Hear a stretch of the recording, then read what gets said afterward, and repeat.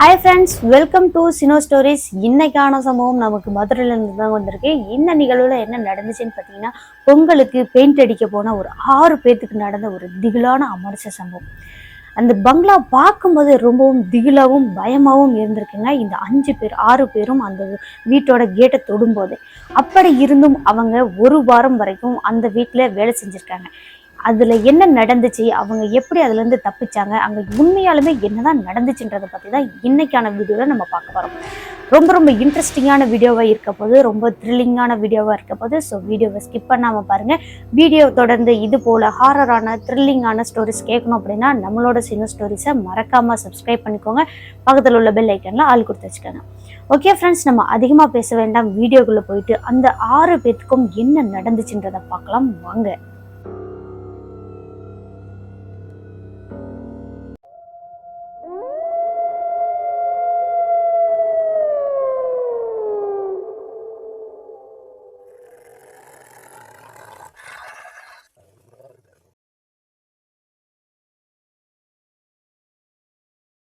நம்ம ஆல்ரெடி சொன்ன மாதிரி இந்த சம்பவம் மதுரை மாவட்டத்தில் கிட்டத்தட்ட ஒரு 25-30 கிலோமீட்டர் தாண்டி உள்ள ரொம்பவே கிராமம்னு சொல்ல முடியாது, டவுனுன்னு சொல்ல முடியாது, ரெண்டுக்கும் இடைப்பட்ட இடம் மாதிரியான ஒரு அமைப்பில் ஒரு ஊரில் நடந்த திகிலான சம்பவம் தாங்க. அந்த ஊருக்கு நடுப்பகுதிங்க, ரொம்ப ஒதுக்குப்புறமான பகுதி கூட இல்லை, நடுவுலையே இருக்குது ஒரு பேய் பங்களா மாதிரியான ஒரு வீடு. நல்ல பெரிய வீடுங்க, ஒரு ரெண்டு அடுக்கு மாடி வீடுன்னு வச்சுக்கோங்களேன். அந்த வீட்டுக்கு முன்னாடி கேட்டெல்லாம் போட்டு காம்பவுண்ட்லாம் சுற்றி போட்டு ரொம்பவே அழகான அமைப்பில் இருந்திருக்கு. ஆனால் அந்த வீட்டை யாருமே பயன்படுத்தவும் கிடையாது. அந்த வீட்டு பக்கம் 8 மணிக்கு மேலே மக்கள் நடமாட்டமும் வராது. இது தெரியாம ஒரு 6 பேர் வெளியூர்ல இருந்து பெயிண்ட் வேலைக்காக அந்த வீட்டை பெயிண்ட் அடிக்கிறதுக்காக வராங்க. அப்படி வந்தவங்க அங்க நடந்த திகிலான அமானுஷத்துக்கிட்ட மாட்டிட்டு ரொம்பவே கஷ்டப்பட்டிருக்காங்க. 1 வாரம் தங்கி அந்த வீட்டை பெயிண்ட் அடிக்கணும் அப்படின்னு சொல்லியிருக்காங்க. கிட்டத்தட்ட 10 நாள் அந்த வீட்டை பெயிண்ட் அடிக்கணும் அப்படின்னு சொல்லி கான்ட்ராக்டாக பேசிட்டு தான் அதுக்கப்புறமா தான் அந்த பெயிண்ட் குரூப் அந்த வீட்டுக்குள்ளே நுழையிறாங்க.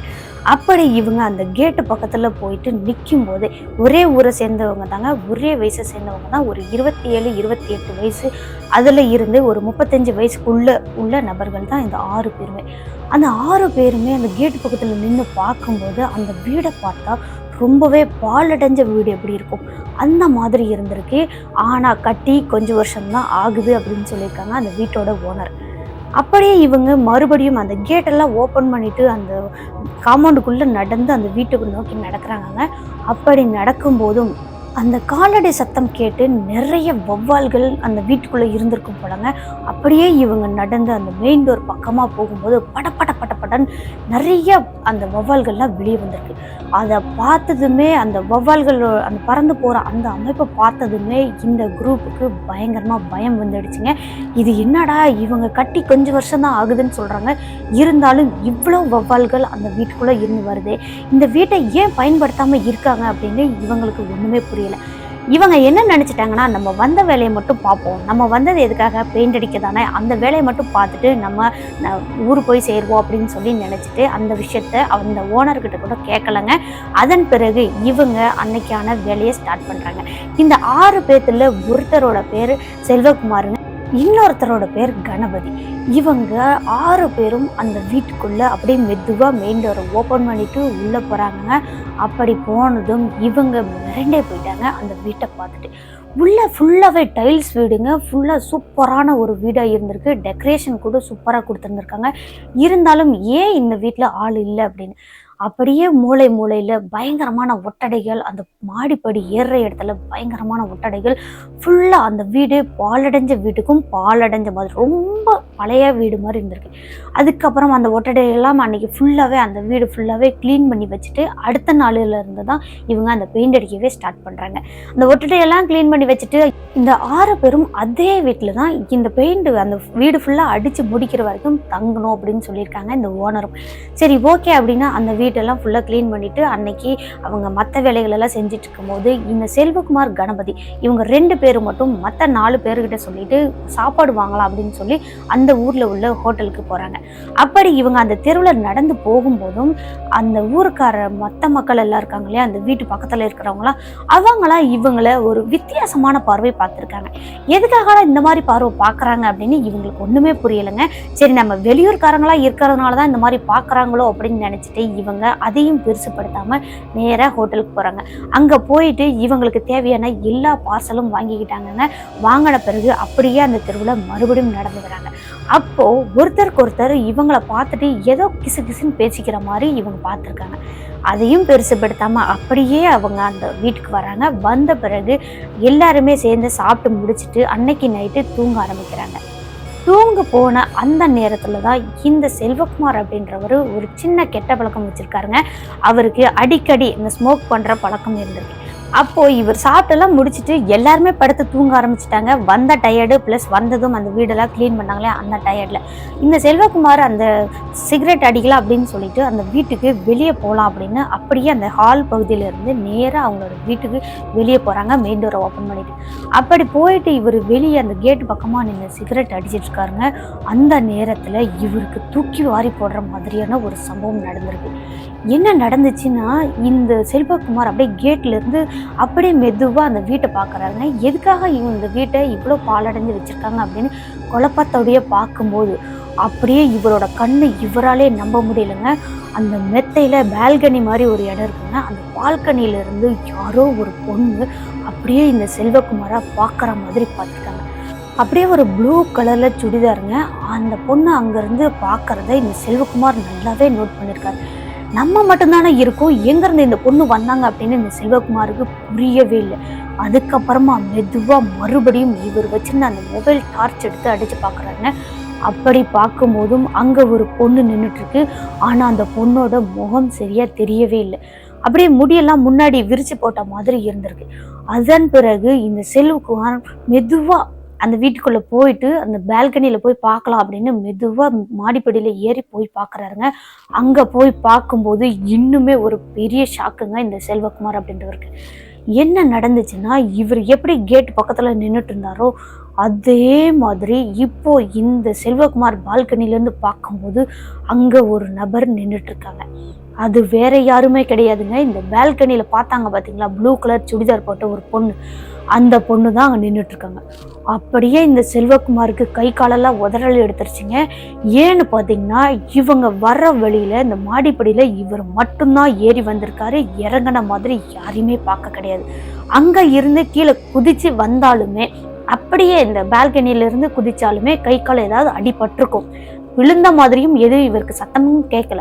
என்னடா இது, வந்த நாள இந்த மாதிரி நடக்குது அப்படின்னு அவர் என்ன பண்ணுறாருன்னா, அப்பவும் மொபைல் டார்ச்சை அப்படியே அந்த பொண்ணு மேலே அடிக்கிறாருங்க. அப்படி அடிக்கும் போதும் அந்த பொண்ணோட முகம் ஃபுல்லாக கருப்பாக மட்டும்தான் இருந்திருக்கு. இந்த கழுத்துக்கு கீழே ஃபுல்லாக நார்மல் மனுஷ மாதிரி இருந்திருக்கு. கழுத்துக்கு மேலே அப்படியே பிளாக்காக மட்டும்தான் இருந்திருக்கு. சரியாக முகமே தெரியல. முடியெல்லாம் ஃபுல்லாக விரிச்சு போட்டுக்கிட்டு தலை நிறைய மல்லிப்பூ வேற வச்சுருந்துருக்காங்க. அப்படி பார்த்ததும் இந்த செல்வகுமார் அவ்வளோதாங்க உதறல் ஆகி அப்படியே ஓடி போய் அவங்க ஃப்ரெண்ட்ஸோட நல்ல போர்வை இழுத்து போத்திக்க ஆரம்பிச்சிட்டாருங்க. அதன் பிறகு அடுத்த நாள் காலையில் எழுந்ததும் இவங்க ஃப்ரெண்ட்ஸுக்கிட்ட இந்த விஷயத்த சொல்லவே இல்லை.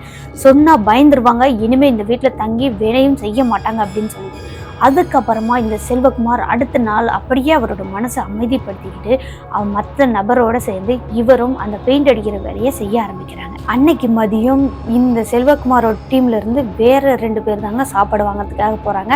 அப்படி அந்த நபர் 2 பேரும் சாப்பாடு வாங்கிட்டு அப்படியே ஒரு ரூமுக்குள்ள வரும்போது வந்துட்டு எல்லாருமே ரொம்ப பசியில இருந்ததுனால சாப்பிட ஆரம்பிச்சிட்டாங்க. எல்லாருமே பிரியாணி தான் வாங்கி சாப்பிட்ருக்காங்க. ஆனா இந்த செல்வகுமார் அப்படின்றவர் சாப்பிடும்போது மட்டும் அந்த பிரியாணியில ஒரு டேஸ்ட்டுமே தெரியலங்க அவருக்கு. மற்ற எல்லாருமே ஓரளவுக்கு அந்த டேஸ்ட் தெரிஞ்சிருக்கு. ஆனால் செல்வகுமாருக்கு சுத்தமாகவே தெரியல. என்னடா பிரியாணி வாங்கிட்டு வந்திருக்கேன், நல்லாவே இல்லைடா, கெட்டு போனா கூட கொஞ்சமாவது அதில் டேஸ்ட் இருக்கும், இதில் சுத்தமாக எந்த ஒரு ருசியுமே கிடையாது அப்படின்னு கேட்குறாங்கங்க. அப்படி கேட்கும்போது மற்ற எல்லாருமே வித்தியாசமாக இந்த செல்வகுமாரை பார்த்துருக்காரு. என்னடா சொல்ற, எங்களுதெல்லாம் ஓரளவுக்கு நல்லா தானே இருக்கு, டேஸ்டா தானே இருக்கு அப்படின்னு சொல்றாங்க. எனக்கு எந்த ஒரு டேஸ்ட்டுமே தெரியல அப்படின்னு அந்த பார்சல் வந்து அப்படியே மற்ற ஃப்ரெண்ட்ஸ்கிட்ட கொடுக்குறாங்க. அப்படி சாப்பிட்ட மற்ற ஃப்ரெண்ட்ஸுமே அப்படியே அதிர்ந்து போயிட்டாங்கங்க. உண்மையாவே அந்த செல்வகுமாரோட அந்த பிரியாணியில எந்த ஒரு டேஸ்ட்டுமே கிடையாது. இது என்னடா இப்படி ஆகி போயிடுச்சு அப்படின்னு சொல்லிட்டு அன்னைக்கு அந்த சாப்பாடெல்லாம் ஒதுக்கி வச்சுட்டு மற்ற எல்லாரையும் சாப்பிட சொல்லிட்டு இந்த செல்வகுமார் மறுபடியும் தம் அடிக்கலாம் அப்படின்னு சொல்லி கீழே இறங்குறாரு. இவங்க எல்லாருமே ஃபர்ஸ்ட் ஃப்ளோர்ல உட்காந்து சாப்பிட்டுட்டு இருக்காங்க. இந்த செல்வகுமார் மட்டும் கீழே இறங்கி அந்த ஹால் பகுதியில் போயிட்டு பெயிண்ட் எல்லாம் பார்த்துட்டு இருக்காங்க. அடிச்சாங்க இல்லையா, அந்த இடத்தெல்லாம் பார்த்துட்டு இருக்காங்க.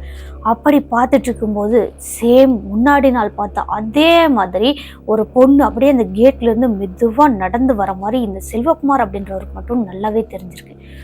பார்த்தவரு மறுபடியும் வந்துருச்சா அப்படின்னு சொல்லி அப்படியே ஒரு பதட்டத்தோட பயத்தோட சிகரெட் அடிச்சபடியே மெதுவா எட்டி பார்க்கறாருங்க. அப்படி பார்க்கும்போது அந்த உருவமானது பாதி தூரம் நல்லாவே நடந்து வந்துட்டு இருக்கு. திடீர்னு காணாமலே போயிடுச்சு. அப்போதான் இந்த செல்வகுமாருக்கு இன்னுமே உதறலாயிடுச்சு. மேலே ஓடி போய் மற்ற ஃப்ரெண்ட்ஸ் எல்லாம் சாப்பிட்டுட்டு இருக்காங்க இல்லையா, அவங்கள்ல இருந்து ஒரு 2 அடி மட்டும் தாண்டி அப்படியே உட்காந்துட்டு பார்த்துட்டு இருக்காருங்க. எல்லாரும் சீக்கிரமா சாப்பிடுங்கடா, சீக்கிரமா பெயிண்ட் வேலையெல்லாம் ஸ்டார்ட் பண்ணி இந்த வேலையை முடிச்சுட்டு நம்ம சீக்கிரமா ஊருக்கு போக வேண்டாமா, பொங்கல் நம்மளாம் செலிப்ரேட் பண்ண வேண்டாமா, சீக்கிரமா அப்படின்னு அப்படியே அவங்கள அவதிப்படுத்துறாரு. அந்த சாப்பாடு ஒழுங்கா சாப்பிடக்கூட விடாம. அதுக்கப்புறம் மற்ற நபர்கள் எல்லாருமே சாப்பிட்டு முடிச்சுட்டு வேலையை ஸ்டார்ட் பண்ணுறாங்கங்க. ஸ்டார்ட் பண்ணி நல்லாவே வேலையெல்லாம் முடிஞ்சிருச்சு. ஈவினிங் ஆகிடுச்சு. டீ குடிச்சிட்டு மறுபடியும் இவங்க வேலையெல்லாம் செஞ்சு முடிச்சுட்டு நைட் ஆகிடுச்சிங்க. சாப்பிட்டு முடிச்சுட்டு எல்லாரும் படுத்து தூங்குறாங்க. அதுவும் முன்னாடி நாள் வந்து ஹாலில் படுத்துட்டு இருந்தாங்க. இப்போது ஃபஸ்ட்டு ஃப்ளோரில் கீழே ஹாலெல்லாம் பெயிண்ட்லாம் அடிச்சிருக்கிறதுனால அது ஒரு ஸ்மெல் அடிக்கும் அப்படின்னு சொல்லி அவங்க மேலே வந்து படுத்திருக்காங்க.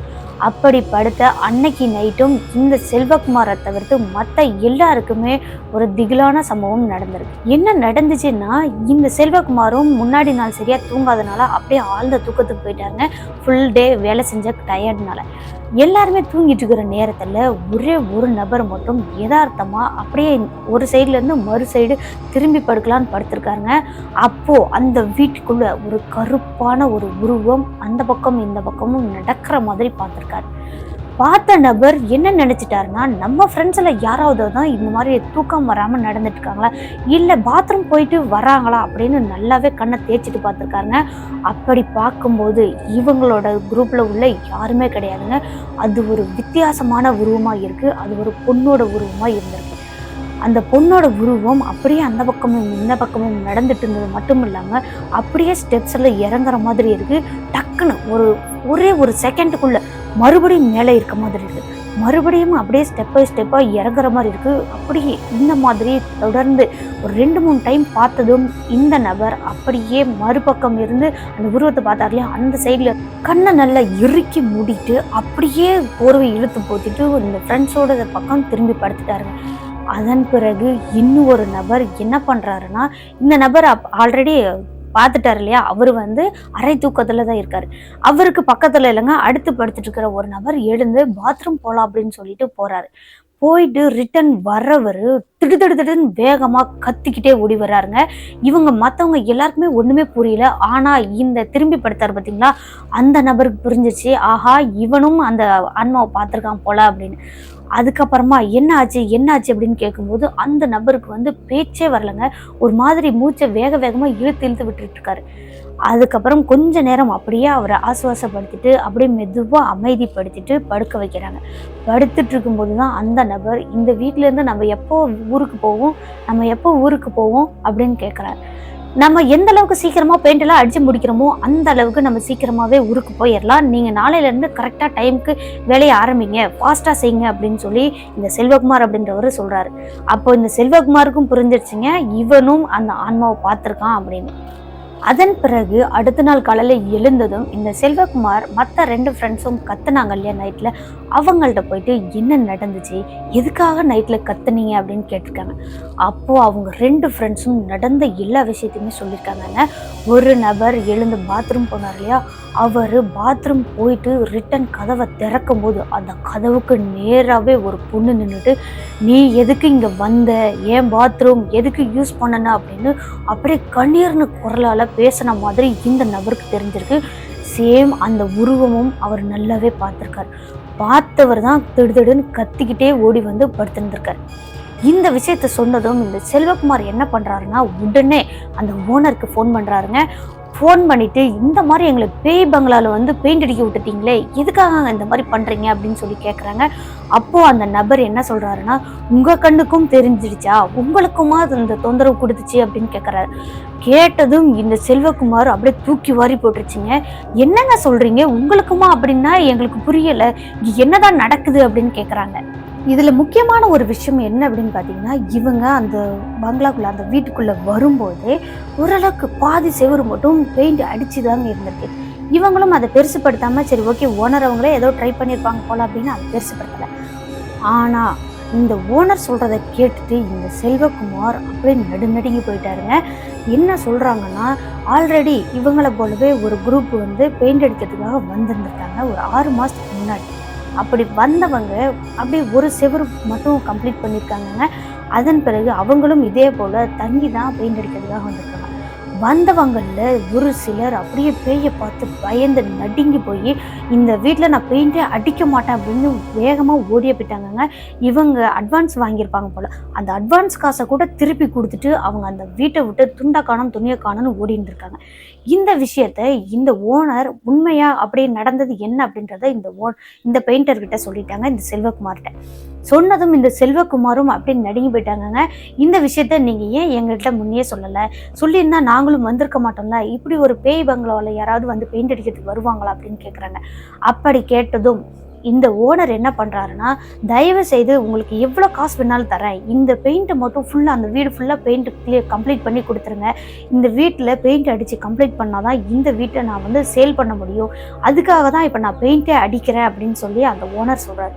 சொன்னதை கேட்ட இந்த செல்வகுமாருக்கு பயங்கரமாக கோபம் வந்துருச்சுங்க.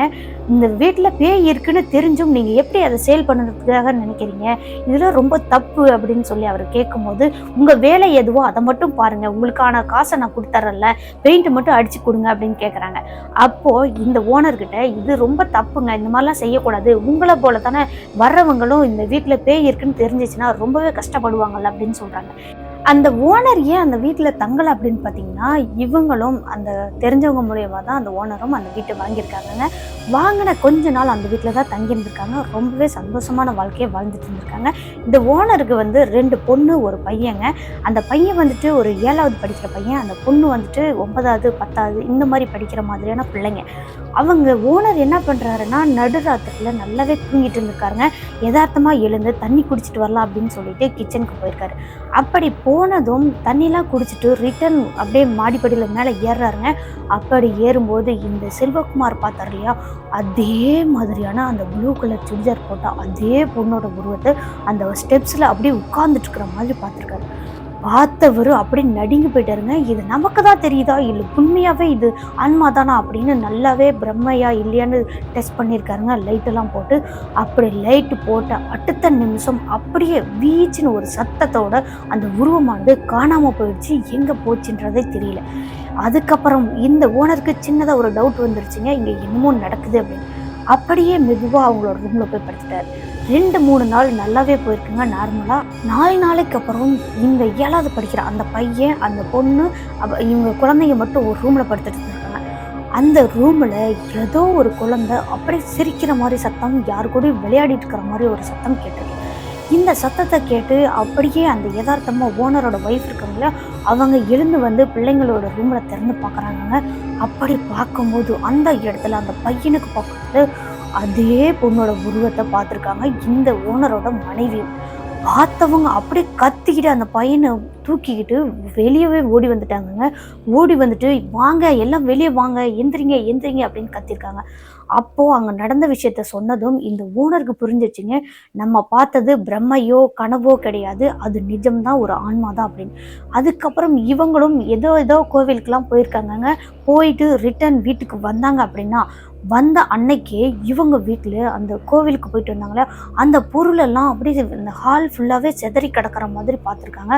அதே போல் கோவிலுக்கு கிளம்பலாம் அப்படின்னு இவங்க அந்த வீடெல்லாம் க்ளீன் பண்ணும்போதும் அப்படியே பயங்கரமான ஸ்மெல்லு அடிச்சிருக்கும். கோவிலுக்கு போயிட்டு வந்த பிறகு அந்த ஸ்மெல்லே அப்படியே குறைஞ்சிருக்கும். அதே போலவே ஒரு மாதம் 1.5 மாதம் வரைக்கும் இவங்களும் அந்த வீட்டில் எவ்வளவோ தாக்கு பிடிச்சி இருந்து பார்த்துருக்காங்கங்க. ஆனால் இந்த ஆன்மாவோட ஆட்டம் அதிகமாக அதிகமாக இவங்க அந்த வீட்டில் இருக்கவே முடியல. அப்படியே நேருக்கு நேராகவே கண் எதிர்க்கவே அந்த உருவத்தை பார்க்கறதும், அப்படியே அந்த கிச்சனில் உலா வரதும், அந்த ஃபஸ்ட்டு ஃப்ளோரில் உலா வரதும், இது போல் தொடர்ந்து பார்த்துட்டே தாங்க இருந்திருக்காங்க இந்த குடும்பத்தினர். அதுக்கப்புறமா தான் இவங்க இந்த வீட்டே வேணாம் அப்படின்னு சொல்லிட்டு வேற ஒரு வீடை தேடி அவங்க போயிட்டாங்க வாடகை வீட்டுக்கு. அதுக்கப்புறம் அந்த வீட்டில் இருந்துக்கிட்டே இந்த வீட்டை எப்படியாவது சேல் பண்ணிடலாம் அப்படின்னு நினைக்கும் போதெல்லாம் இவங்களுக்கு ஏதாவது ஒரு ஆபத்து வருதுங்க.